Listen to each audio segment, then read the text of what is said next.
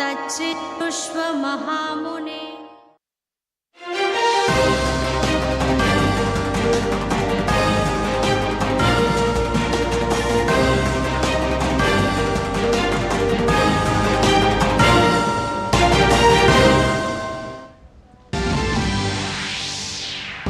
देश के top 7 gamers ने की प्रधानमंत्री से मुलाकात। गेमिंग उद्योग से जुड़े विभिन्न मुद्दों पर भी किया संवाद। प्रधानमंत्री ने गेमिंग खिलाड़ियों के साथ कंप्यूटर और मोबाइल पर गेम भी खेला।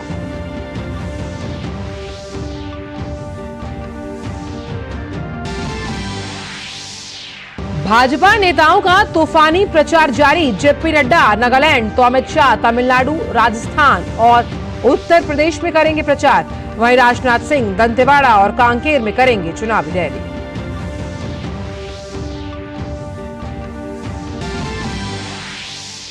इंडी गठबंधन ने भी झोंकी ताकत। आरजेडी ने परिवर्तन पत्र के नाम से जारी किया घोषणा पत्र। जनता से किए 24 वादे। वहीं राहुल गांधी महाराष्ट्र और छत्तीसगढ़ में करेंगे चुनावी सभाएं।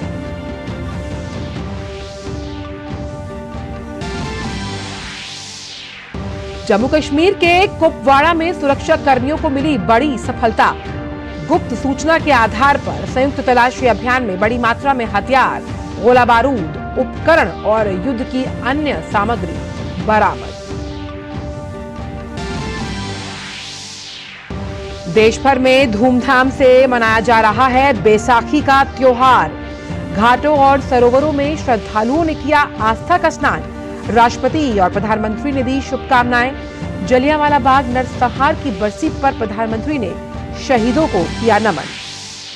अमेरिकी राष्ट्रपति जो बाइडेन ने ईरान के इजराइल पर जल्द से जल्द हमला करने की जताई आशंका। भारत समेत कई देशों ने जारी की ट्रैवल एडवाइजरी।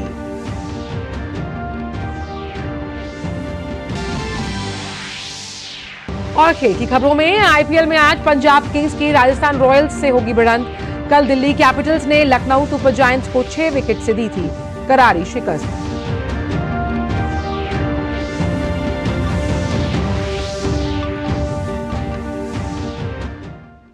नमस्कार, आप देख रहे हैं डीडी न्यूज। मैं हूं आंचल गुलाटी गुम्बर और आइए अब जानते हैं सभी खबरों को विस्तार के साथ। देश के टॉप 7 गेमर्स ने आज प्रधानमंत्री के साथ मुलाकात की। इस दौरान गेमर्स ने प्रधानमंत्री से गेमिंग उद्योग से जुड़े विभिन्न मुद्दों पर संवाद किया। प्रधानमंत्री ने गेमिंग खिलाड़ियों के साथ कंप्यूटर और मोबाइल पर गेम भी खेला।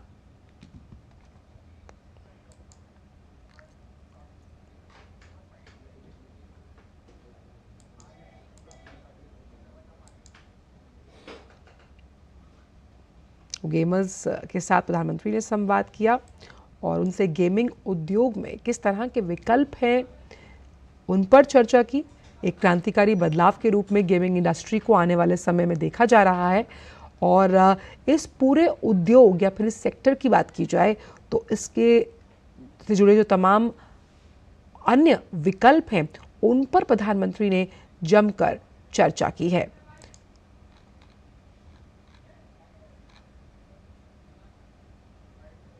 तो भारत के टॉप 7 गेमर्स से मिले हैं प्रधानमंत्री और इंडस्ट्री पर चर्चा की और खुद भी गेम खेला।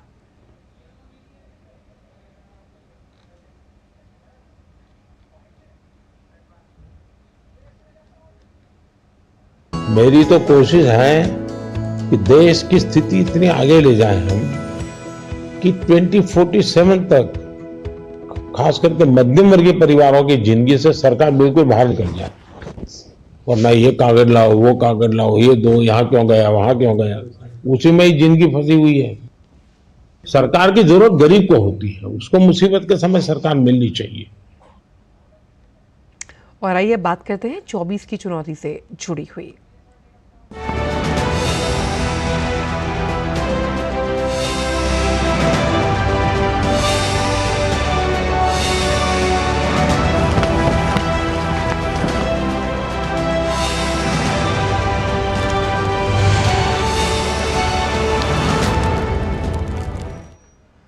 तो बात करते हैं बिहार की, जहां राष्ट्रीय जनता दल ने लोकसभा चुनाव के लिए अपना घोषणा पत्र जारी कर दिया। आरजेडी ने घोषणा पत्र को परिवर्तन पत्र का नाम देते हुए मतदाताओं को लुभाने के लिए वायदों की झड़ी लगा दी। राजद ने इसमें शामिल सभी 24 मुद्दों को पूरा करने का भी प्रण लिया है।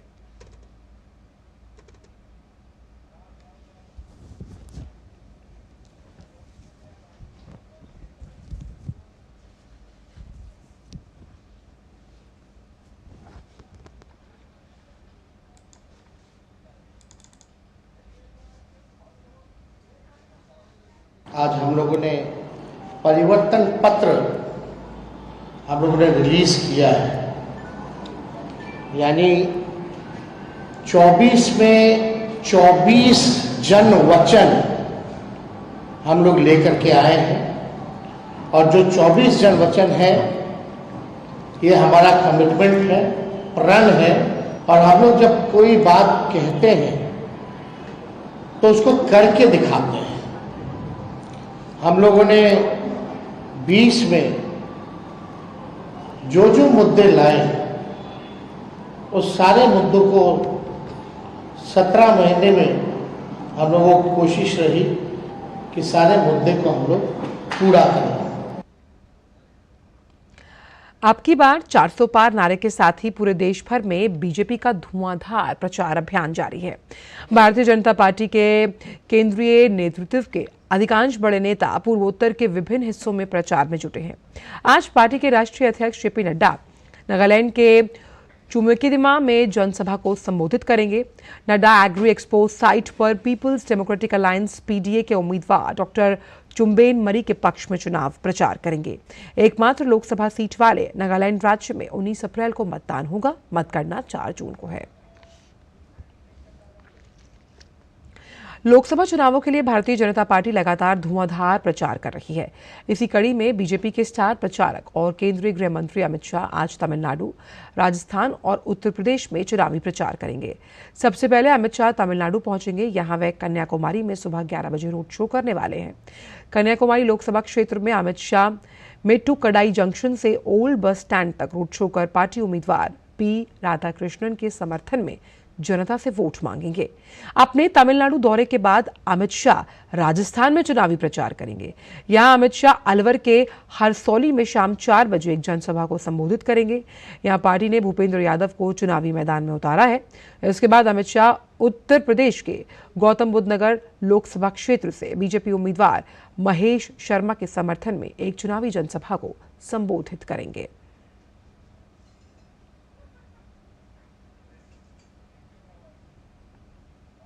लोकसभा चुनाव के पहले चरण की वोटिंग में अब महज 1 सप्ताह से भी कम का समय रह गया। 19 अप्रैल को पहले चरण के चुनाव के लिए वोटिंग होगी। इसे देखते हुए राजनीतिक पार्टियां ताबड़तोड़ रैलियां और जनसभाएं कर रही हैं। भाजपा के वरिष्ठ नेता और रक्षा मंत्री राजनाथ सिंह आज छत्तीसगढ़ के बस्तर और कांकेर लोकसभा क्षेत्र में चुनाव प्रचार के लिए पहुंच रहे हैं। राजनाथ सिंह दंतेवाड़ा में भाजपा प्रत्याशी महेश कश्यप के पक्ष में जनसभा को संबोधित करेंगे। दंतेवाड़ा से निकलकर राजनाथ सिंह बालोद में भाजपा प्रत्याशी भोजराज नाग के लिए जनसभा को संबोधित करेंगे। जैसे जैसे लोकसभा चुनाव 2024 के पहले चरण की तारीख नजदीक आ रही है, कांग्रेस अपने चुनाव प्रचार को तेज करने में जुट गई है। इसी क्रम में कांग्रेस नेता राहुल गांधी आज छत्तीसगढ़ और महाराष्ट्र में पार्टी उम्मीदवारों के पक्ष में चुनावी जनसभाओं को संबोधित करेंगे। राहुल गांधी सबसे पहले छत्तीसगढ़ के बस्तर जिले के लाल बहादुर स्टेडियम में रैली को संबोधित करेंगे, जिसके बाद वे महाराष्ट्र के भंडारा गोंदिया लोकसभा क्षेत्र में महाविकास अघाड़ी के उम्मीदवार के लिए प्रचार करेंगे। गौरतलब है कि लोकसभा चुनाव के पहले चरण में विदर्भ की 5 लोकसभा सीटों नागपुर, रामटेक, भंडारा गोंदिया, गढ़चिरौली, चिमूर और चंद्रपुर में 19 अप्रैल को मतदान होना है। इन सभी निर्वाचन क्षेत्रों में अपनी जीत को सुनिश्चित करने के लिए कांग्रेस और महाविकास अघाड़ी ने प्रचार का मोर्चा संभाला हुआ है। हाजीपुर संसदीय क्षेत्र देश के कई हाई प्रोफाइल सीट्स में शुमार है। इस सीट से रामविलास पासवान के बेटे और लोक जनशक्ति पार्टी रामविलास के राष्ट्रीय अध्यक्ष चिराग पासवान अपने चाचा पशुपति पारस को बेटिकट कर चुनाव मैदान में उतरे हैं। वहीं राजद ने बिहार सरकार के पूर्व मंत्री शिवचंद्र राम को चुनावी मैदान में उतारा है। शिवचंद्र राम एक तरफ जहां डोर टू डोर कैंपेन कर रहे हैं, वहीं चाय की दुकानों पर बैठकर चाय पीते हुए लोगों से संवाद भी कर रहे हैं। शिवचंद्र राम का यह अनोखा अंदाज लोगों को कैसा लग रहा है, इसी पर हाजीपुर संसदीय क्षेत्र में डीडी न्यूज ने शिवचंद्र राम से विशेष बात की। आइए सुनते हैं हमारे सहयोगी राजेश राज से शिवचंद्र राम ने क्या कुछ कहा है।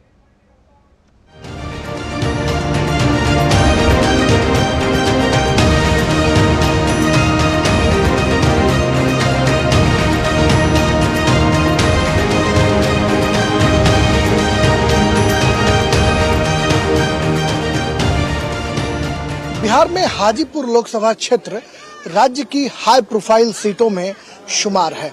ये कभी रामविलास पासवान यहाँ का प्रतिनिधित्व करते रहे, फिर उनके भाई पशुपति कुमार पारस अभी निवर्तमान सांसद हैं और अब उनके बेटे चिराग पासवान चुनाव मैदान में हैं और उनको कड़ी टक्कर देने के लिए राष्ट्रीय जनता दल ने एक साधारण पृष्ठभूमि से आने वाले शिवचंद्र राम को चुनाव मैदान में उतारा है। अभी शिवचंद्र राम हमसे बातचीत करने के लिए मौजूद हैं। हम शिवचंद्र राम से कुछ सवाल करेंगे। शिवचंद्र जी, एक तरफ कहा जाता है कि हाई प्रोफाइल कैंडिडेट और आप साधारण पृष्ठभूमि से आने वाले एक संगठन में रहने वाले पूर्व अध्यक्ष आप रहे राष्ट्रीय जनता दल के यूथ के, कैसे लड़ेंगे? यहाँ तो लड़ाई सीधा है, दिल्ली वाला और हाजीपुर वाला।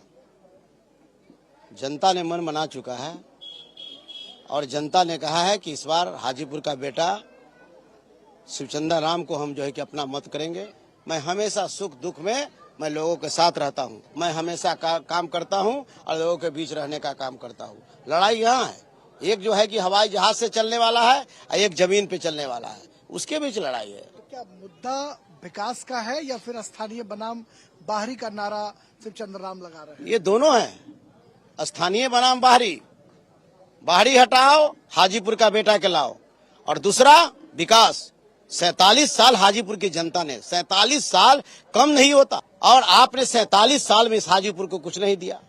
47 साल को सिर्फ यही दिया आपने कि बड़ी बड़ी बातें, लुभावनी बातें कर करके और लोगों को अपने बलगड़ाने का काम किया और लोगों को ठगने का काम किया। विकास के नाम पर यहाँ जीरो है, कुछ काम नहीं, न कोई कल कारखाना हुआ। हाजीपुर से अगर चुनकर संसद पहुंचने का मौका मिलेगा तो शिवचंद्र राम वो कौन सा बड़ा काम करेंगे जिससे हाजीपुर की जनता के दिलों पर वो राज कर सके? हाजीपुर सदियों से बहुत पीछे रहा है, हम इसे विकास का काम करेंगे। सबसे पहले तो मैं यहाँ जो केंद्रीय विद्यालय जो उठ करके दूसरे जगह जा रहा है, हम केंद्रीय विद्यालय को रोकने का काम करेंगे। दूसरा, यहाँ BSNL का ऑफिस हमारा है, ये दूसरे जगह जा रहा है, इसको रोकने का काम करेंगे। और जितना भी जो हमारा विकास का काम है, जो डेवलपमेंट का काम है, चाहे वह शिक्षा का, स्वास्थ्य का हो, चाहे वह गरीबों, दबे कुचले, शोषित पीड़ितों का मान और सम्मान का हो, उसमें दुख सुख में खड़ा होने का मामला हो, ये तमाम मुद्दा को लेकर करके शिवचंद्र राम सड़क से लेकर सदन तक संघर्ष किया है और आने वाला समय में भी संघर्ष करेगा। चलिए, बहुत शुक्रिया। शिवचंद्र राम जो हाजीपुर लोकसभा क्षेत्र से चिराग पासवान के खिलाफ ताल ठोक रहे हैं, उनका साफ तौर पर यह दावा है कि अगर चुनकर आने का मौका मिला तो हाजीपुर में जो 47 साल में नहीं हुआ उस काम को हम सबसे पहले अंजाम देंगे। कैमरामैन ललित के साथ हाजीपुर से मैं राजेश राज, डीडी न्यूज के लिए। और अब चुनाव से इतर कुछ खबरों की तरफ बढ़ते हैं। जम्मू कश्मीर में सुरक्षा बलों को बड़ी कामयाबी हाथ लगी। सुरक्षा बलों ने आतंकियों के एक बड़े षड्यंत्र को विफल करते हुए उत्तरी कश्मीर के कुपवाड़ा जिले में गंगबुक के जंगल में एक आतंकी ठिकाने से भारी मात्रा में हथियार, गोला बारूद और अन्य साजो सामान बरामद किया। इस अभियान के बारे में BSF प्रवक्ता ने बताया कि आतंकियों की गतिविधियों के बारे में खुफिया जानकारी मिली थी। प्राप्त जानकारी के आधार पर BSF सेना और जम्मू कश्मीर पुलिस द्वारा संयुक्त अभियान शुरू किया गया। सफल ऑपरेशन के बाद सुरक्षा बलों ने मौके से 6 under barrel grenade launcher, 5 hand grenade, 23 चीनी hand grenade, 9 40 mm MGL round, 1 पिस्तौल, 9 पिस्तौल मैगजीन, 65 पिस्तौल round, 1 AK-47 rifle, 5 AK magazine, 1 IED, 175 पिकागन राउंड और 2 पैसिव नाइट विजन जैसे तमाम जो साइट हैं वो प्राप्त किए हैं। चुनाव से पहले आतंकियों के खिलाफ सुरक्षा बलों की ये बड़ी कामयाबी है।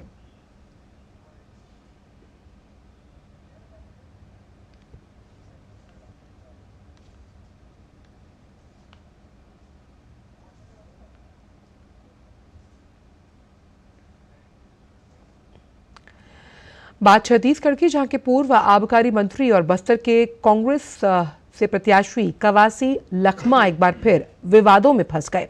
पुलिस ने हेट स्पीच मामले में उनके खिलाफ 2 अलग-अलग थानों में 2 शिकायतें दर्ज की हैं। लखमा के खिलाफ बीजापुर में के मिरतुर और कुटरू थाने में आईपीसी की धारा 500, 188, 506 के साथ ही लोक प्रतिनिधित्व अधिनियम की धारा 123(2) के अंतर्गत केस दर्ज किया है। पहले कवासी लखमा का नोट बांटने का वीडियो भी सामने आया, जिस पर बीजेपी ने उनके वीडियो को आधार बनाकर चुनाव आयोग से उनके खिलाफ कार्रवाई की मांग की। इससे पहले कवासी लखमा ने चुनाव प्रचार के दौरान पुलिस के जवानों को तीर से मारकर भगाने की बात कही थी। वहीं कवासी लखमा ने अब प्रधानमंत्री को लेकर भी आपत्तिजनक टिप्पणी की। इसको लेकर भी निर्वाचन आयोग ने अब संज्ञान लिया है। शिकायत दर्ज होने के बाद कवासी लखमा की मुश्किलें बढ़ सकती हैं। खबर मध्य प्रदेश से, जहां के रीवा में कल शाम एक 6 साल का बच्चा खुले बोरवेल में गिर गया, जो अभी तक बाहर नहीं निकल पाया है। ये बोरवेल 60 फीट गहरा बताया जा रहा है, जिसमें खेलते खेलते अचानक बच्चा उसमें गिर गया। घटना की जानकारी मिलने के बाद स्थानीय लोगों ने उसकी सूचना पुलिस को दी, जिसके बाद रेस्क्यू दल मौके पर पहुंचकर बचाव कार्य शुरू कर चुका है। जेसीबी के द्वारा 6 साल के बच्चे का रेस्क्यू जारी है।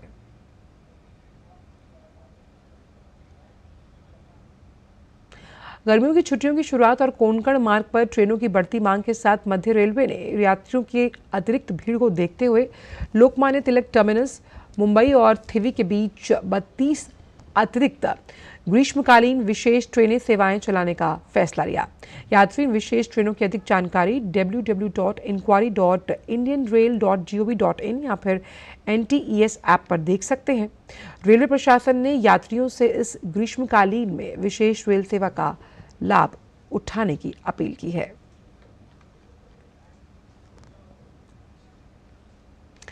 और अब बात भारतीय अर्थव्यवस्था की, जो तेज रफ्तार के साथ लगातार प्रदर्शन कर रही है।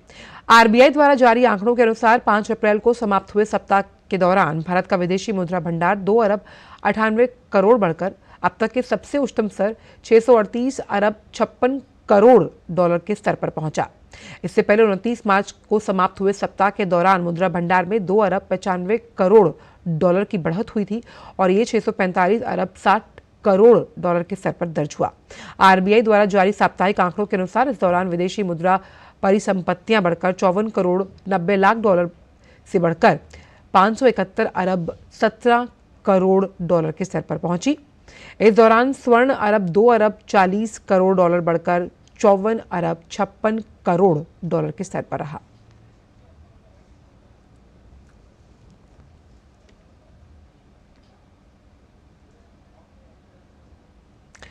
बैसाखी पंजाब समेत उत्तर भारत के कई शहरों में हर्षोल्लास के साथ मनाई जा रही है।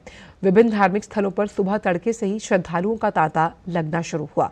उत्तराखंड के हरिद्वार में आस्था का सैलाब उमड़ पड़ा, जहां हर की पौड़ी सहित विभिन्न घाटों पर बड़ी संख्या में श्रद्धालुओं ने गंगा नदी में डुबकी लगाई।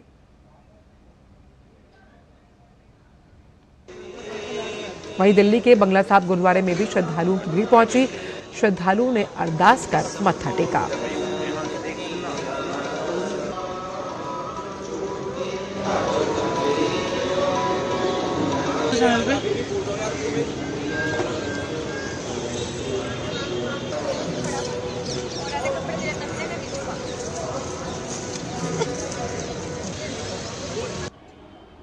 दिल्ली, पंजाब और हरियाणा में आज बैसाखी के अवसर पर बड़ी संख्या में श्रद्धालु अमृतसर के श्री हरमंदिर साहिब में डुबकी लगाने के लिए उमड़ पड़े।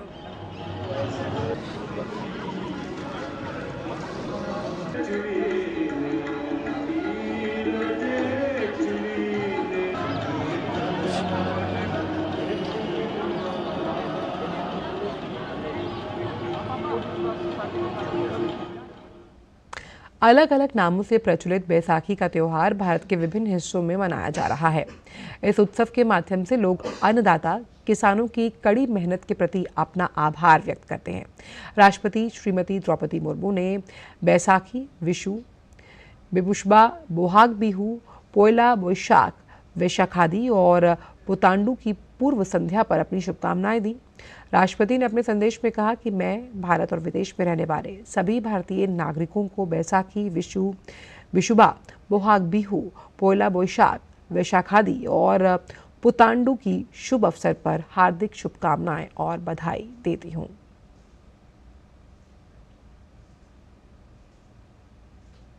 प्रधानमंत्री ने भी देशवासियों को बैसाखी की शुभकामनाएं दी हैं। उन्होंने एक्स पर लिखा, सभी को शानदार बैसाखी की शुभकामनाएं। ये जीवंत त्योहार जो फसल से जुड़ा हुआ है, सभी के जीवन में समृद्धि और खुशहाली लाए। ये अवसर खूबसूरत परंपराओं को संजोने और एकजुटता की भावना को बढ़ाने का भी है।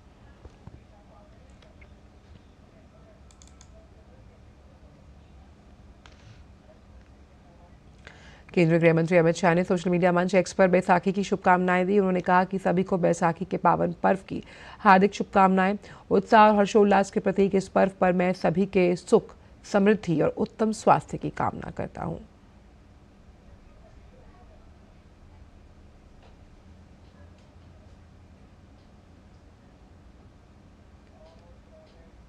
प्रधानमंत्री ने एक्स पर अपने संदेश में कहा कि नवरात्रि में माता के भक्त आज के दिन देवी दुर्गा के पंचम स्वरूप मां स्कंद माता की पूजा अर्चना करते हैं। नवचेतना की प्रदायिनी देवी स्कंद माता से प्रार्थना है कि वे देश के मेरे सभी परिवारजनों पर सदैव अपनी कृपा बनाए रखें।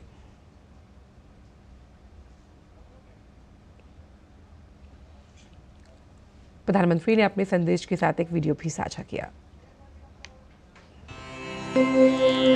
वन्दे वाञ्छित कामार्थे चन्द्रार्धकृतशेखराम् सिंहारूढा चतुर्भुजा स्कन्दमाता यशस्विनी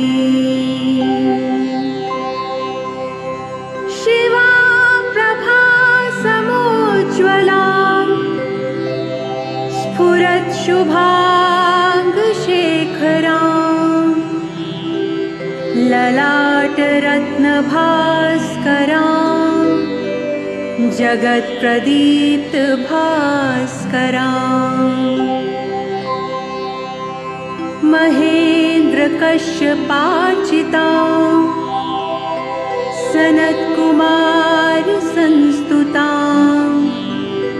सुरासुरेन्द्रवन्दितां यथार्थनिर्मलाद्भुतां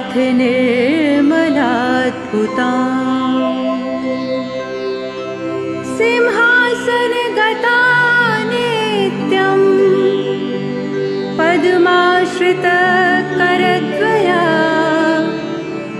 शुभदास्तु सदा देवी स्कन्दमाता यशस्विनी शुभदास्तु सदा देवी स्कन्दमाता यशस्विनी। ॐ देवी स्कन्दमातायै नमः। ॐ देवी स्कन्दमातायै नमः। ॐ देवी स्कन्दमाताय नमः।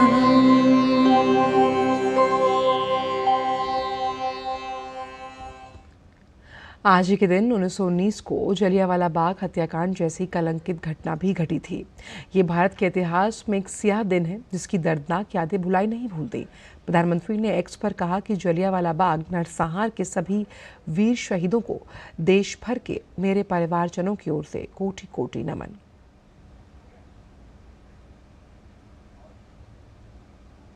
और प्रधानमंत्री ने जलियांवाला बाग नरसंहार पर एक वीडियो को भी साझा किया। 13 अप्रैल 1919 के वो 10 मिनट हमारी आजादी की लड़ाई की वो सत्य गाथा, चीर गाथा बन गई। अमानवीयता की सारी हदें पार कर दी। वो मासूम बालक बालिकाएं, वो बहनें, वो भाई, जिनके सपने आज भी जलियांवाला बाग की दीवारों में अंकित गोलियों के निशाने में दिखते हैं। जलियांवाला बाग वो स्थान है जिसने सरदार उधम सिंह, सरदार भगत सिंह जैसे अनगिनत क्रांतिवीरों को हिंदुस्तान की आजादी के लिए मर मिटने का हौसला दिया। ये मेरा सौभाग्य रहा है कि मुझे कई बार जलियांवाला बाग की इस पवित्र धरती पर आने का, यहाँ की पवित्र मिट्टी को माथे पर लगाने का सौभाग्य मिला है। जलियांवाला बाग की पवित्र मिट्टी को मेरा अनेक अनेक प्रणाम। और फिलहाल समाचारों में इतना ही। दीजिए इजाजत। नमस्कार।